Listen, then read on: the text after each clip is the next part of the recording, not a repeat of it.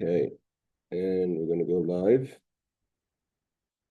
Okay, we're learning the Sikha, the talks of the Rebbe from Yud Gimel Kislev, which is like this Shabbos, same day of the month, and the year Tafshin Chav Zayin, which should be about the end of 1966, possibly the beginning of 1967. Okay, so he says, so the Rebbe says like this. David Kvar, we spoke, Kama Pamim, many times, that sheyesh shebiyam Shabbos hu memutze ben sheishes yimei ha'maisa shel hashavua she'avar ben sheishes yimei ha'maisa shel shvua haba. Shabbos is in between the 6 days of the week of the previous week and the 6 days of the coming week. So in between that, Shabbos holds the balance between the 2 weeks. And each Shabbos continues that way. So there's two things that we have to look at. We have to look at the past week and the week ahead. Aleph, one is we look at the Shabbos as it is a completion of the 6 days of our efforts. That God completed making the heavens and the heaven and the earth and all the things that are in it by Yishbais, and he rested on the seventh day. And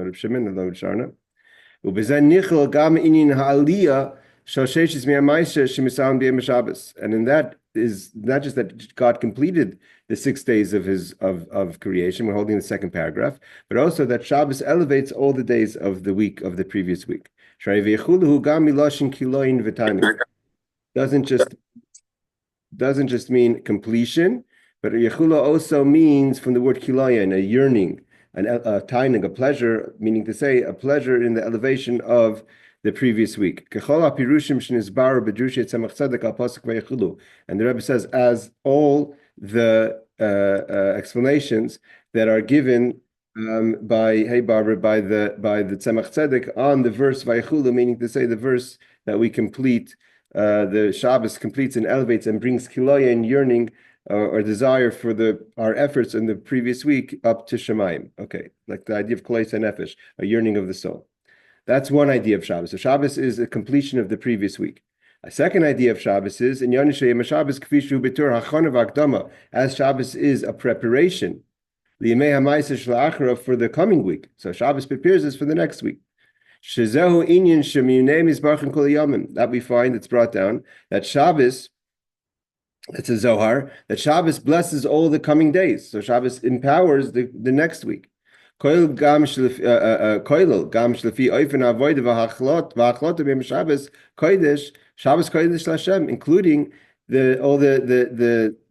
coming Shabbos itself, that the entire week gets blessed, all the hachlotas, all the preparation and commitments you make, that it should be Shabbos is holy to Hashem. And how you behave Shabbos gives energy for all the coming days of the week. When a person goes out to the week and is doing domestic things, worldly things, it shouldn't just be, there's a concept which is called chulin al taras hakodesh. The idea is even if someone wasn't a kohen, so they would want to behave as if they were kohanim, which means that even if they ate chulin, even if they ate regular meats or regular things, they behaved as if it was holy, taras hakodesh. So therefore, they treated everything with the same tahara, the same purity, as if it was something holy. So that's the idea, to elevate the mundane, even though it's chulin, it's not kodesh, but they do it al taras hakodesh, as if it was holy, the same purity that you would designate to something holy.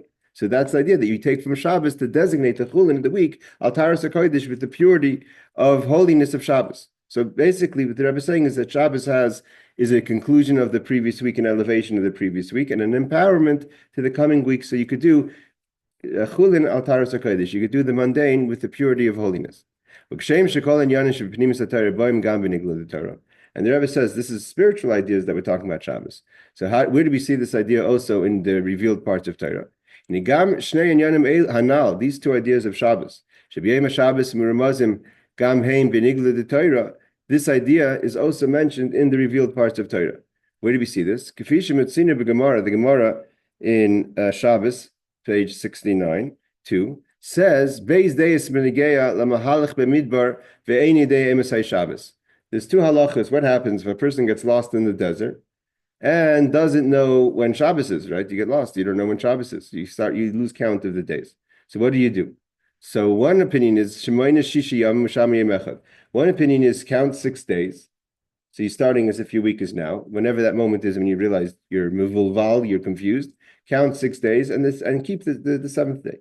The second opinion is that the opposite. Right away, do Shabbos now, and then count 6 days. So what do we see from here? That there's two ideas. There's first, the Shabbos, the way it completes the 6 days, and the way Shabbos is an empowerment for the next 6 days.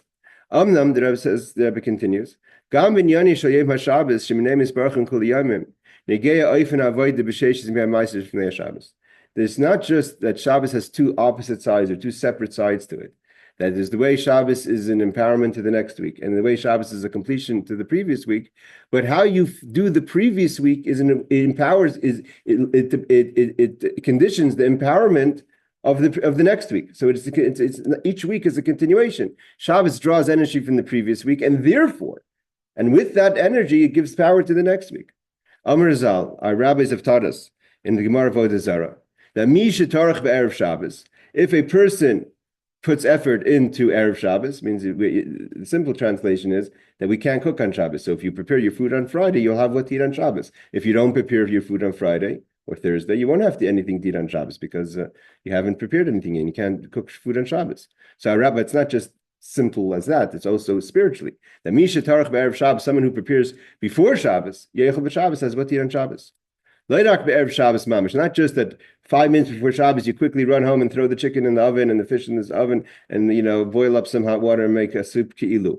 But the Leirak Be'erev Shabbos mamish, Shishi B'Shabbos, not just the Shishi B'Shvua, the sixth day. The whole week, spiritually, if you prepare yourself, if you behave properly through the week, you can have what to have spiritually on Shabbos.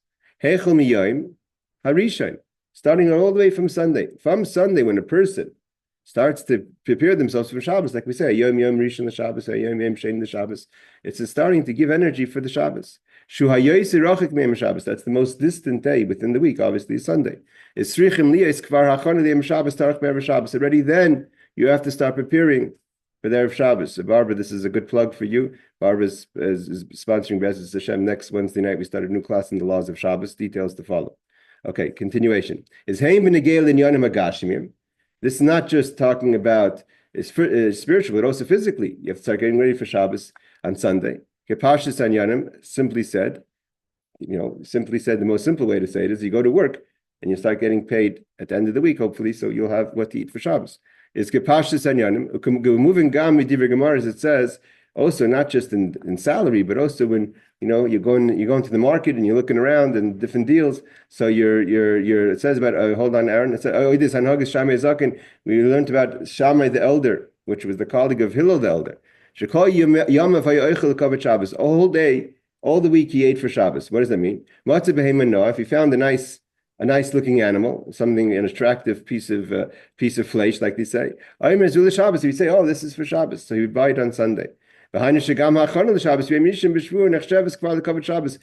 the Gemara tells that then he finds something nicer and you eat the next. So he was constantly eating for Shabbos because his mind was always, anything he found attractive throughout the week he's figuring out a way how to designate it for Shabbos. Yes, Aaron. Is that what the daily, the prayer of the day, they have one for each day of the week, is for Shabbos?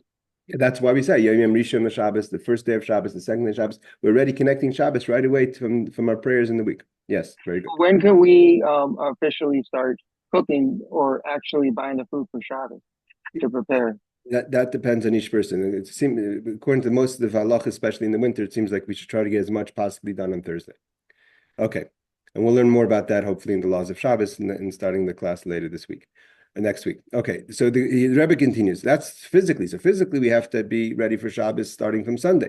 It's not just physically, also spiritually. The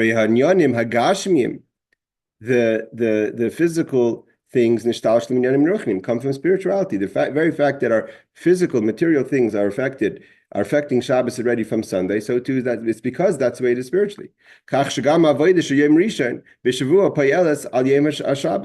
That Sunday is already affecting Shabbos in our spiritual growth. It means a person sometimes, it's Sunday, say it's a day off. Monday I'm going to start, learning, but we have to start right away from Sunday.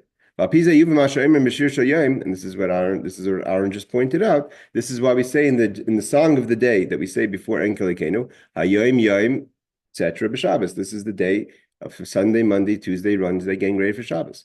Seemingly, the song is about Sunday. The song isn't about Shabbos. Yom Sheni, the song is about Monday. Madu Maskir Min Shabbos. Why do you mention Shabbos? Today is Sunday before Shabbos, and therefore we're singing the song of David. It's nothing. We're not talking about Shabbos now. We're talking about Sunday. Because the Rebbe says everything's connected to Shabbos, starting from Sunday. And if you're singing a song now, that song is related to give energy for Shabbos. The idea the Rebbe is saying that the entire week is getting is a preparation for Shabbos. The Nachmanides says, "Shisrael moinim kol yom l'shem Shabbos." The Nachmanides brings down in not sure where he brings it down in the Gemara Beitza that Yisrael moinim kol yom l'shem Shabbos. The Jewish people are constantly counting for the Shabbos. Echad b'Shabbos, Sheni b'Shabbos, the first day of Shabbos, second day of Shabbos means first day of Shabbos would be Sunday, second day is Monday. Kizu min ha-mitzvus nistava b'y l'zichri tamid l'chayim. The Ramban says, when it says Zocher Shem Shabbos l'chatrei, remember the holy day of Shabbos, the Ramban says, it doesn't mean that when it comes Shabbos, you remember Shabbos. Every day you should remember Shabbos. And how do we remember Shabbos every day? By applying every day to Shabbos, connecting every day to Shabbos. The Rebbe says, this is understood. Clearly, we see that Shabbos is connected, is dependent, so to say, on the 6 days before Shabbos. When a person throughout the week, the 6 days of the week before Shabbos, who is in a proper way, an elevated way, it affects Shabbos. You can't just have a whole week one way and expect to have a spiritual experience on Shabbos. Shabbos is a culmination of the week. So if you have a proper week, then you have a proper Shabbos. Reicher, the Rebbe says you have a richer Shabbos. And then then what you are able to bring from Shabbos and the blessings you're going to give from Shabbos in the next week, it's much better. It means if you upgrade Shabbos, then Shabbos has more energy to give to the next week. If you walk into Shabbos with not preparing for Shabbos, so Shabbos, so to say, Lahavdil is weak. And where does it have the energy or limited energy to give? Energy to give for the next week. The way Shabbos gives blessings to the rest of the week. So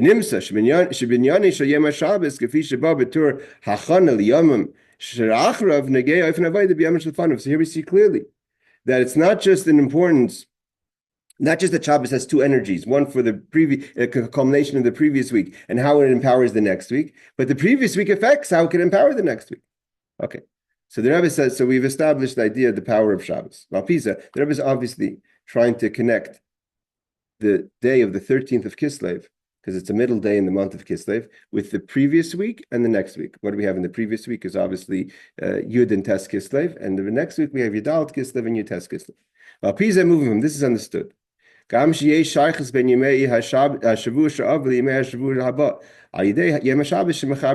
what do we see? That Shabbos connects 2 weeks together, because the 2 weeks are dependent on each other. Sometimes the Rebbe says, sometimes we don't really see it. But we have to search to connect the 2 weeks together. To try to find what could be the connection from last week to the next week. The Rebbe gives an example. Let's say we have 1 week that's a very powerful, joyful week. Sometimes where 1 week could be a good week, a happy week, and the next week could be a less happy week, or vice versa. Tisha B'Av is in 1 week, and then Tu B'Av is in the next week. So sometimes we do see the connection. I mean, the Rebbe says when you have a good week and a negative week, we don't so much see the connections between the two. But when we have a positive week, a good week, and then we have another positive week, so the connection is clearer. So the Rebbe says, sometimes we see clearly the connection between the 2 weeks. Not sometimes in the fundamentals, just inside things. Sometimes the fundamentals of each week are connected. The Rebbe comes to the conclusion, what's the Rebbe leading up to? That this Shabbos, Shabbos Vayishlach on the 13th of Kislev is an open connection between the 2 weeks. How it connects the previous week to the coming week. It's something fundamental. We'll see in a second what. The Rebbe is talking on Shabbos. The past week, meaning this week that we're in right now, was the special day of the 10th of Kislev. What is the 10th of Kislev? The day of the redemption of the Mittel Rebbe, Dovber Shneari, the son of the Alter Rebbe, the great mind Chassidus and teacher of Chassidus in an abundance. What's the following week? Yutes Kislev is the day Yom HaGeula, the day of redemption, the Rosh Hashanah of Chassidus for the Alter Rebbe of the Admar Azakin, Rosh Hashanah of Chassidus, the Rosh Hashanah of Chassidus.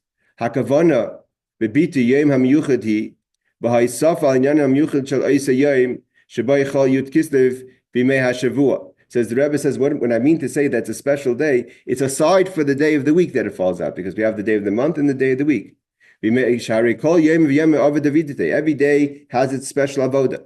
Means there's the Sunday component, there's the week component, and there's the month component. The Rebbe always, anytime the Rebbe spoke, if it was a Monday, a Tuesday, one, especially Tuesday, the Rebbe is very into Tuesdays, because Tuesday says 2 times ki tov. Tov l'shamayim, tov l'aretz. When the Rebbe spoke on Tuesdays, the Rebbe always connected the week, energy of the week. And so we have the energy of the week and the energy of the day. Of the month. Every day of the week has its avoda. As it was in the first days of creation. The midos are different. First, the Sunday's chesed, Monday's gevura. The world's existence is dependent on the energy of that day of the week. As the Zohar says, everything that God does, he takes from Torah. God looks into the Torah and creates the world. Barnash, humans, Barnash means from the word enosh, people, mishtadel by raisim kaim alma. They learn Torah and they keep the world in existence. So the whole world's existence, its creation, and its existence is dependent on Torah. If the 10th of Kislev falls out on a certain day of the week, it's a sign of its connection of something unique of that day of the week. There has to be something special that Wednesday was able, because that Yud Kislev that year was like this year, it was Wednesday. That Wednesday was able to be Yud Kislev.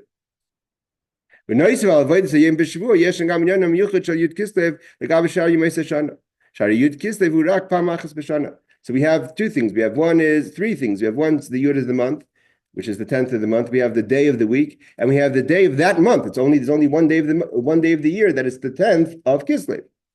Based on what we said before, moving. You want to know if you properly celebrated Yud Kislev, the Mittel Rebbe's Yom HaGeula, you're going to see it on Shabbos. If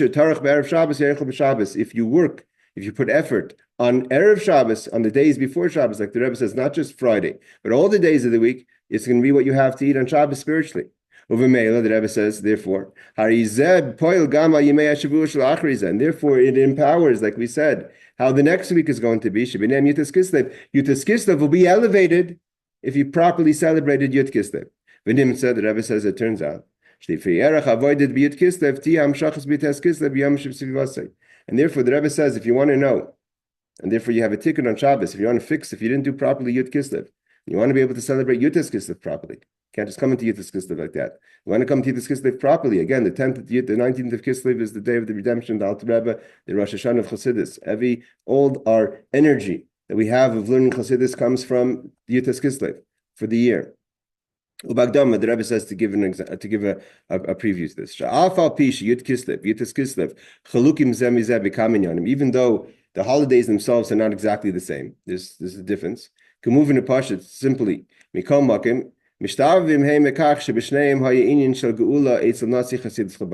although it's different stories and different situations and circumstances of what we were celebrating, but the fundamentals are the same. It's a day of redemption for a leader of the Chassidus of Chabad. And what does that represent? Pnimis HaTorah. The inner teachings of Torah was at risk, and that became free. Befrat, and specifically, Sha'adim Ramtsoi, who is the Mittel Rebbe, he is the one who took over the leadership from the Alter Rebbe. As the Rebbe said, I once spoke at length. What does it mean to fill the space? Pirusha means shumimalis kol makom shakoid me b'shleimusay. You're not just the next person, but you fill the entire gap of the person before you. Ad shlei nishara nekuda acha she'ein b'miluye. There's no part of the Alter Rebbe that's not being taken over by the Mittler Rebbe. V'kiven shekain, if that's the case, har bevadai. We have to understand clearly that there's a connection between the redemption of the Alter Rebbe and the redemption of the Mittler Rebbe. Yes, Aaron. I don't get the two. I'm getting confused about the two Rebbes and all that. So could you clear it in easier terms? Just simply said, in Chabad, there's 7 Rebbes. The first Rebbe Chabad was the Alter Rebbe.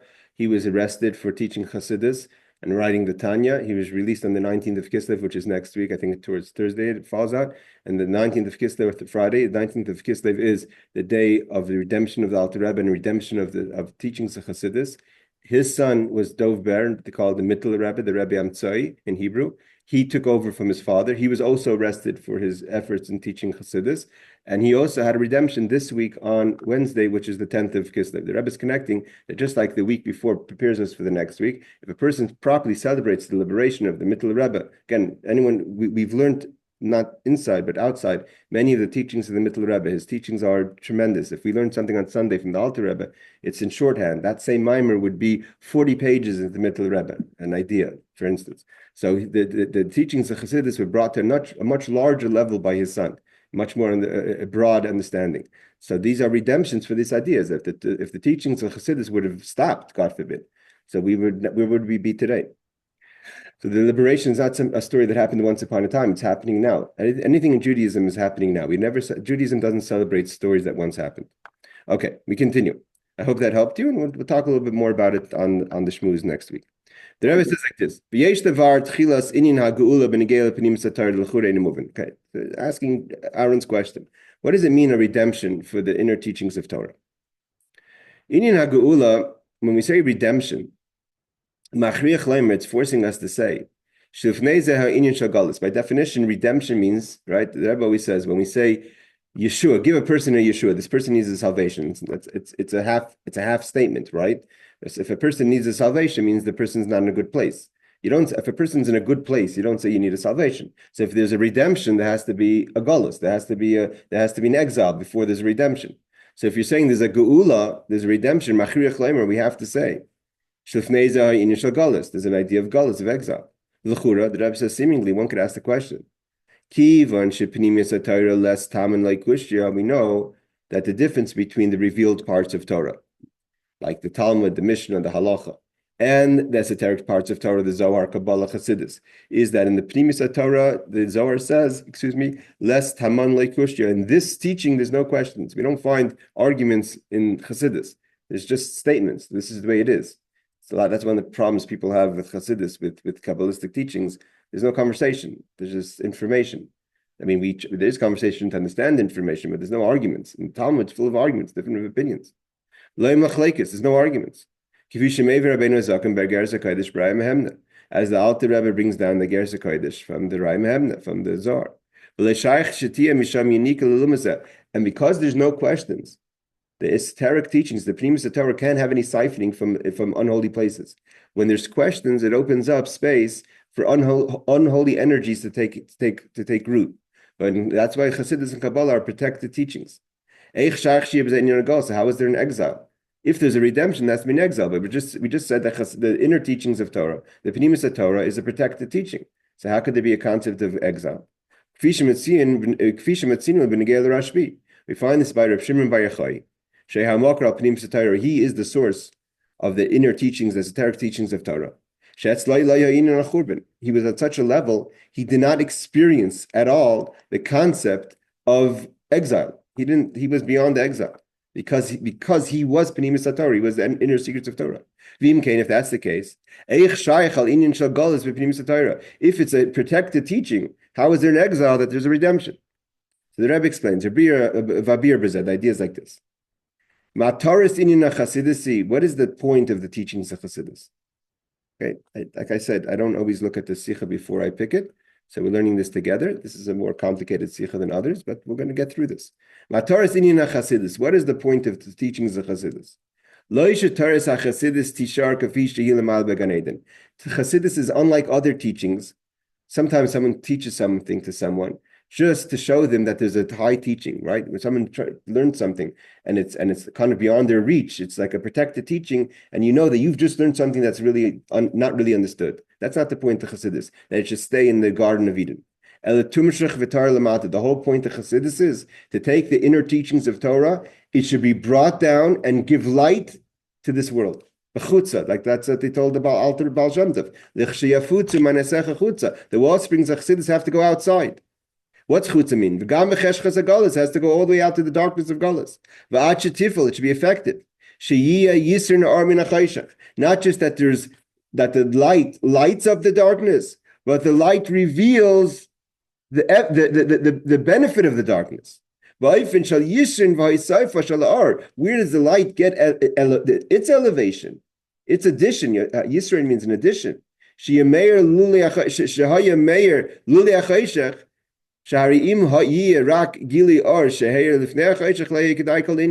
Rebbe says a crazy thing, that the whole point is that the light gives light to darkness. Light for the sake of light is no point. The Rebbe says, if there only be idea of light, that's only giving light before the darkness, the whole story doesn't make sense. It's not worth it. To have a light in a room that's already light, what do you need a light for? When do you need a flashlight? Is when your lights go out. And when did we start really permeating the darkness with the light of Torah, Chassidus? That happened on the 19th of Kislev. That's the celebration of Yitas Kislev.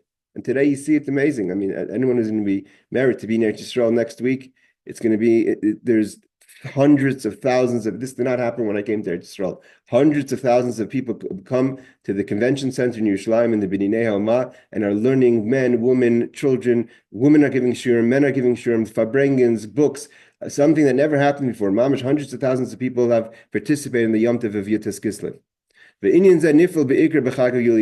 This happened on Yitas Kislev. Like the Rebbe, the Rashab, the fifth Rebbe Chabad said, this promise and command that Mashiach gave to the Baal Shem Tov, that when your well springs go outside, his Chol B'Yitas Kislev, that started on the 19th of Kislev, meaning when the Alter Rebbe was freed from prison, when there no longer was a hold limiting the light of the Torah Chassidus. Kfi Shabir, as it was explained,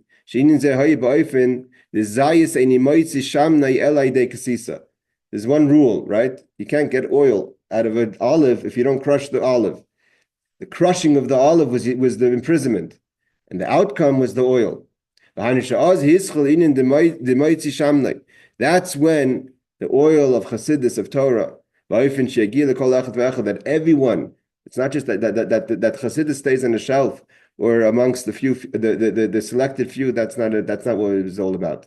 To leave light in a lit room, that's not what it's about. When does it go to every single person? That started Yitas Kislev. Even a person standing in the dark outside. The well springs themselves should reach that person. And should give light to he or she there.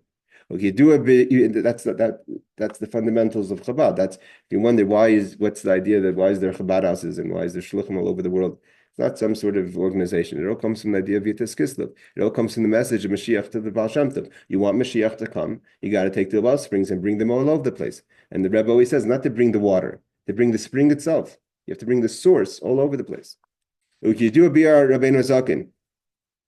the Alter Rebbe said, when he explained what does it mean, the revelations of the teachings of Chassidus. It's like the most precious stone in the crown of the king. That the beauty and the honest of the king's rule, of the king's malchus, is all shows itself in that stone, right? When the people see the stone, they understand the depth of what kind of king and what kind of malchus does this king have, right? So that's, you would protect that. That's the siman, that's the sign of the greatness of this king. Nevertheless, Alpha came. Right now the king has a sick son, and he's told the child is so sick, the doctors say that he may die. Azai koitshir v'toichin neven toiv. And the story the Alter Rebbe says is that the doctor says there's only one remedy to save your son. That stone in your crown that represents your kingdom, that's in there is the medicine. And you have to crush that stone. You lose the stone. You lose its beauty the way it sits in the crown. The king doesn't think twice. He takes the stone out of the crown. He crushes it. He makes it into powder. So maybe a drop could go into the mouth of the son to save his son. Mitoich tikva, from hope. Maybe one drop will fall into the mouth of the son, and that's enough to save the son's life. And that was the example the Alter Rebbe gave. The reason why the Alter Rebbe gave this example is because there was another student of the Maggid, of the Alter Rebbe's teacher, who found the teachings of Chassidus written on a piece of paper floating on the floor. And he got very upset. He says, this is the teachings of the Baal Shem Tov, that people are writing Chassidus and it's just on the floor, i.e., all over the internet, i.e., people anywhere, someone could sit, God forbid, in a bathroom and learn Chassidus. This is a holy teaching. Why is it being exposed like this? So the Alter Rebbe gave the example of the stone. Even if you're going to crush the stone and most of the powder spills on the floor, but if one drop goes into the mouth and saves the son's life, so to Chassidus, if one drop of light is going to save a few Jews, it's worth all the effort. So the tikva, there's a hope. One drop, the techpiv of the mouth of the son, then the son, which is the example, is the Jewish people, will be healed. The Jewish people were spiritually without chayis at that time. There was just we were going through the motions. We needed to become alive again. What is Chassidus? We're healing the son of the king. The son of the king was deathly sick. It was all the way outside in the darkness. The idea is that a little bit of that medicine has to go all the way to the most dark place in the world. It doesn't have to be further in space. It can be further in concept. To give light to that person, and to heal that person. Movement, the Rebbe says this is understood. This answers the question that how could you have redemption if it's a protected teaching? Even though that the teaching itself is a protected teaching, that there's no questions, and therefore there's no vulnerability to the outside forces. To page 281. Because it went down to a place that's dark. That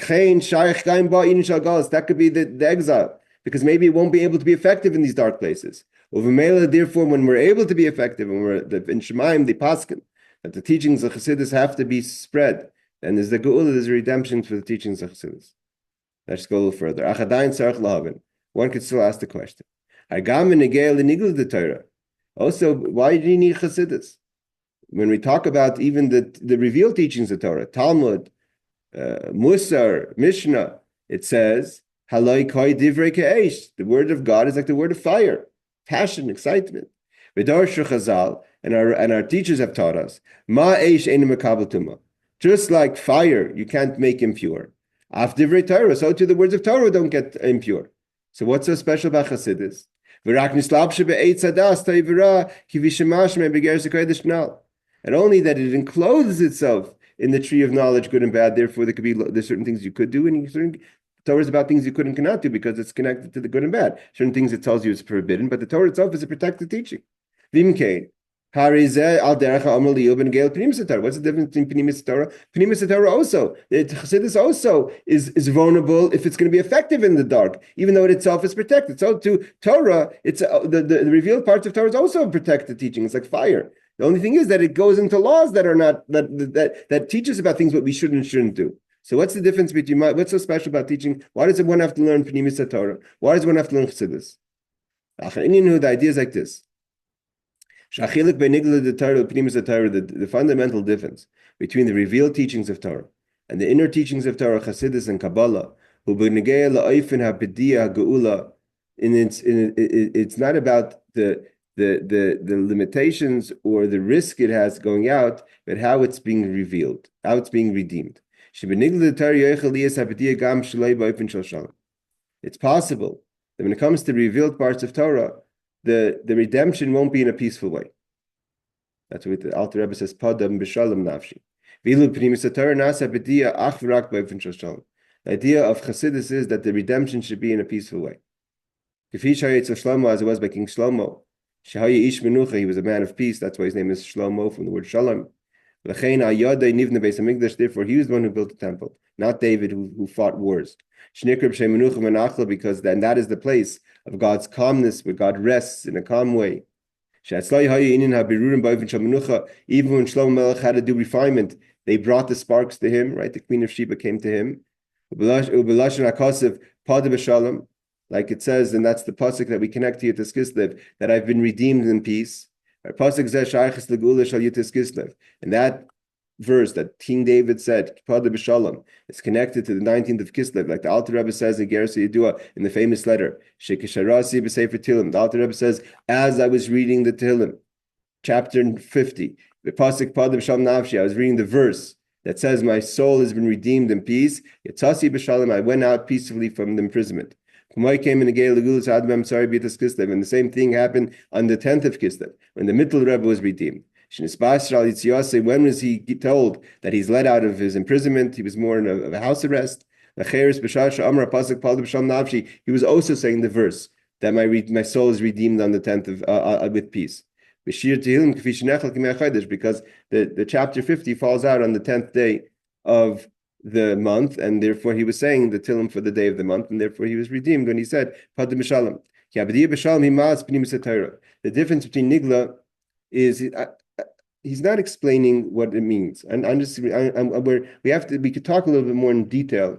What does it mean that the revealed parts of Torah doesn't have Shalom, and the Pnimis of Torah has Shalom? Hopefully he's going to address that question. He's just saying it as a fact that the Nigla of the Torah, why is it not Shalom? I'm thinking the idea is because even in the halachas we have different opinions. Ashkenazim say this, Fardim say this, Chassidim say this, the Tfish say that. There's always, you walk into shul, nothing's the same. Everyone has a different nusach, everyone has a different this, everyone's doing something differently. So it's not everything's not done peacefully. There's arguments in the law, there's arguments how things should be done. So even though we try to reveal Torah within the world, but even in the revelation of Torah, it's not clean cut. Where Chassidus is just, Kabbalah is the spiritual teachings of it. I think that's what he means. I'm hoping I'm right. And because one of the conditions is that because Chassidus was redeemed with peace, therefore the Rabbim, everyone's together. Rabbim ha'yimadi, all the multiples were with me. Turns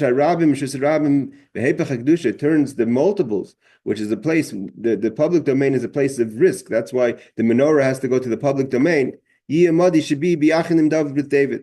That David was the chariot of the attribute of Malchus, meaning to say he represented kingship. He's able to be quiet in his humble service of God. He was like a stone that has totally nullified to where it's being placed. That's how nullified David was to God. And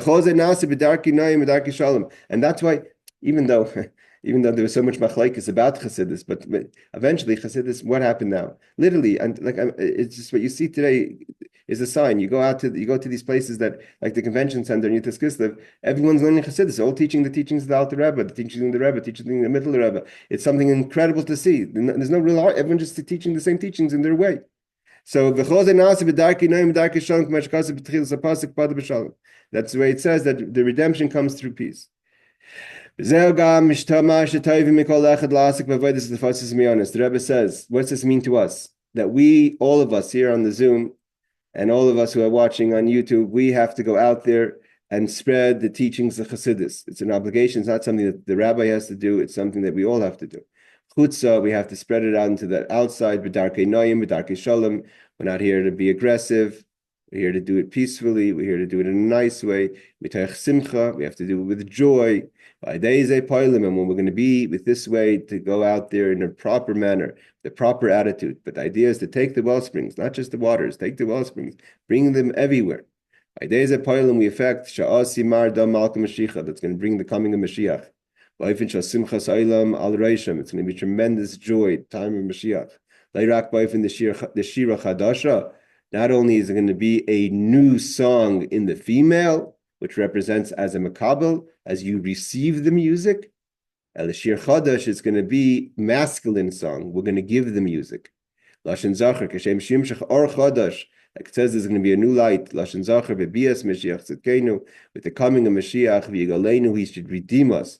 Matim Esar Tvachim, down in this world, in this space. Let's just do, let's see if there's something else I want to do short. Seems like the Rebbe is getting deep into the teachings of the Mittler Rebbe. Just see how the Farbrengen ends. The Farbrengen ends, there's an Ufruf there. The Rebbe teaches a pasuk on Chumash. All right, let's just do, we don't understand the connection, but we're going to learn it anyways. Let's just do the last paragraph of the Sikha. What is the lesson of everything that we've learned so far? The person may think,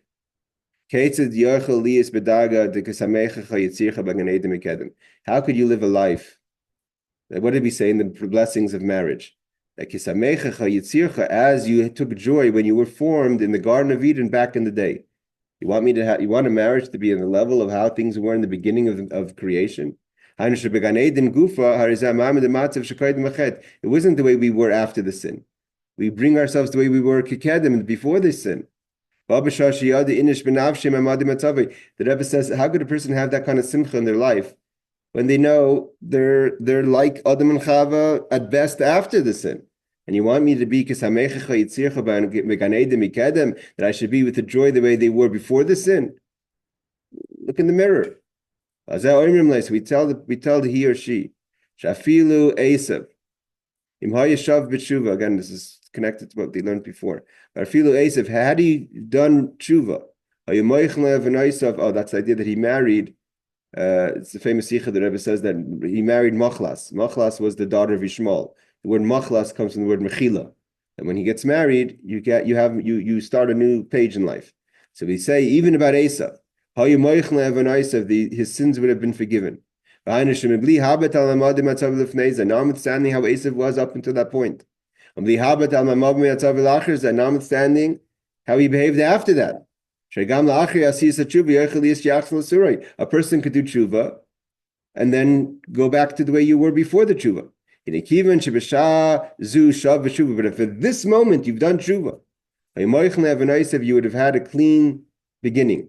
You could go back to the way it was in Gan Eden before the sin. The last the Rebbe says even more so. Ish Yisrael, if there's a Jew out there, that what is your true desire? And your inner desire. I want to do what Hashem wants. Like the Rambam Paskins, every Jew wants to do what Hashem wants. That's why he says, I want to give a divorce even though he's getting hit. That's considered that he wants to give a divorce because the Rambam says that's what he really wants. It's just you're not the Yetzer Hara is taking over how you project things. If a person does tshuva,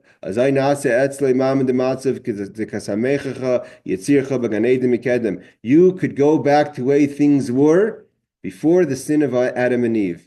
And then through that, the Rebbe was talking to the chassid and kala, to the bride and the groom, you could establish an everlasting house, B'dar Yisrael Yivarach, with blessed children and blessed generations until the coming of Mashiach. Good Shabbos, everyone. Thank you for joining, and have a meaningful Shabbos. Good Shabbos, Rabbi. Thank you. Thank you.